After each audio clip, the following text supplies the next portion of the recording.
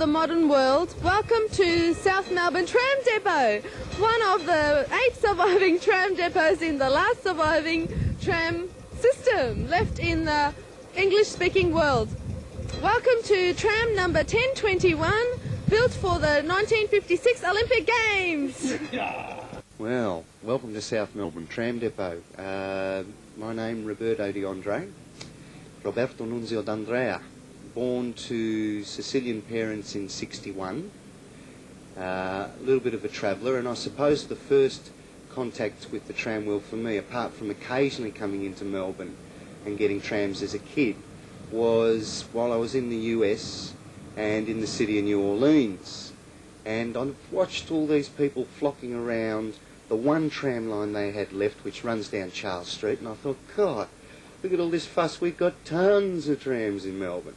Tons of trams. So, you know, that came and went, and I rode on that Charles Street tram and thought to myself, oh yeah, that's interesting. Anyway, time passed on, got back to Melbourne and thought, whew, Uncle Sam, bit of a brutal joint. Got back into Melbourne and saw tram conductors, and then saw old W-class trams, and then saw just the way that the people interacted between the tram conductors and their tram system, and thought, gee, I think I want to join up. Now, South Tram Depot, or the Melbourne Tramway System status, is an interesting one. It looks like, and it's known as, that we're the last surviving tramway system left in the English-speaking world, which is quite grand if you think of things in this way. There used to be tram systems all the way through England, there used to be tram systems all the way through North, Central and Latin America, so let's give you a few cities: Buenos Aires, Sao Paulo, Rio, a few there in the south, Santiago de Chile.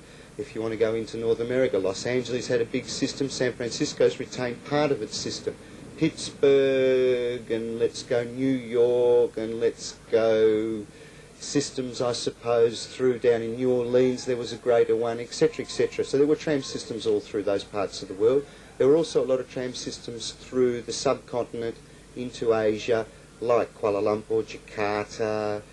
You would have had systems in India, in Bombay and Madras. You would have had Karachi at one stage. Hanoi was a system that closed down quite recently. Cairo in Egypt.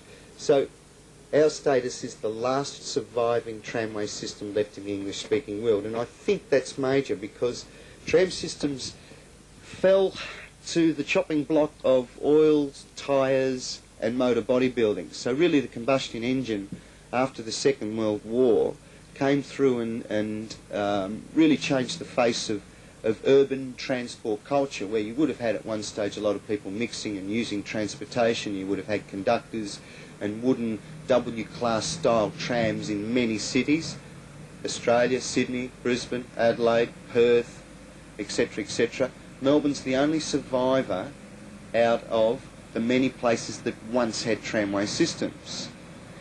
And it's with that we've gathered an interest in Calcutta, and so we start to go towards the Melbourne and Calcutta sister tram city friendship agreement, if you like. We'll work on another name as the tape goes along.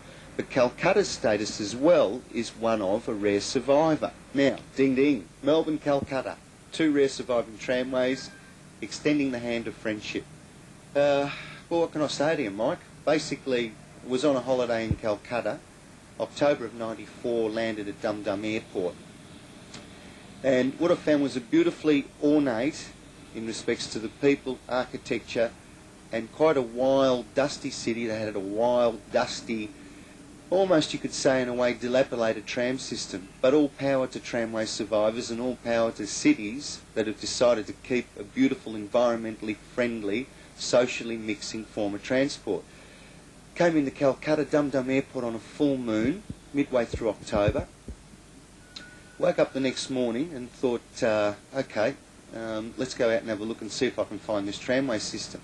Lo and behold, the surprise of women in saris, ox carts delivering bananas and coconuts, people making food on the side of the streets, little senoritas and old senors coming up asking bubba for baksheesh, etc., etc. Through the 14 million, 15 million populace of Calcutta, wound the way through all this sort of old ornate British architecture to find the Calcutta tramways, where it circles in one of its major terminating points near the Eden Gardens cricket ground, and I stand to be corrected. I think it's either BBD Barg or Park Circus, but we can fix that up whichever way is the right way. One thing led to the next. In an excited way, after seeing the trams, seeing the tram conductors, and seeing the style of trams that were being driven, I went in and I started having a chat with a few of the connies and saying to them, look, tram driver Waller, Melbourne, Australia, and mimicking to them that this is how we drive a tram in Australia. So dum dum dum, with the air brakes, ding ding, ding ding, on the floor. Managed to convince a connie that I was identically from a far-flung system. The connie, who I can't remember his name, invited us up to the Belgutcha tram depot. So one thing led to the next. All of a sudden we're off into the beautiful, dusty northern streets of the Calcutta tramway system on our way to the Belgutcha tram depot. Now through that we crossed over Lenin Sarani, Mahatma Gandhi Sarani, wound away through, dodging ox carts, taxis passing on the right-hand side, people chopping coconuts and drinking things out of the top, samosas coming out of hot oil. It's an absolutely wild city, and ended up at the Belgutcha tram depot. Now what was found there, just as an introduction to Calcutta, was a tram depot not unlike ours, but in a very rustic form. And the rustic form was that it had depot starters, it had connies and drivers, it had trams that had to car in and car out at right times, etc., etc. And what eventuated was a tour through the Belgutcha tram depot, connies guiding us around, meeting a lot of the staff, sitting next to the starter, who would call out and say in Bengali, Santa la Soto, conductore, Santa la So, come on, you know, like get off your ass and get out of here, you've got to get on a tram. Exactly the same style of thing that you can find in Melbourne, where, you know, crews are carring out at a certain time, carring in at a certain time, beautiful. The sheds had about 9 roads, not unlike the caption that you're going to see from the sheds that we have out the back here. And in fact, in some cases, much the same architectural style. Met the union man, tons of connies, the canteen man, who was the equivalent to our George at that stage there. He was dressed in a longing, naked from the waist up, serving chai in little clay cups that the trammies would drink down, toss out the door and break in traditional Indian style, etc., etc. So there was this experience in India, right? There was an experience of coming into Calcutta, getting excited the first day in, seeing the trams, seeing the mechanics, explaining driver Waller, conductor Waller, Australia, being invited to the depot and going up and experiencing depot life. The present century comes to a close. Calcutta's worn-out fleet of battered vehicles continues to wind its way through narrow streets, teeming with humanity, competing for scarce space with buses, trucks, taxis, human-drawn rickshaws, and of course pedestrians, many too poor to pay fares on any means of transportation. Unfortunately, like the streetcars of congested and equally chaotic Cairo, Egypt, those of Calcutta are now facing the prospect of replacement by diesel buses. And it's here that the Melbourne Trams Friendship Agreement starts to grow with Calcutta. Reasons why? We're 2 rare surviving tram systems.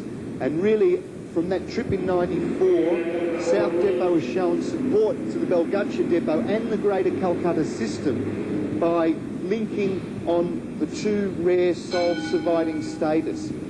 We're going to be taking an exhibition of Melbourne cultural tramway life, popping it into a Calcutta tram, taking the uniform over, short pants, long socks, walking in amongst the Calcutta crowd, showing them what our life is in Melbourne.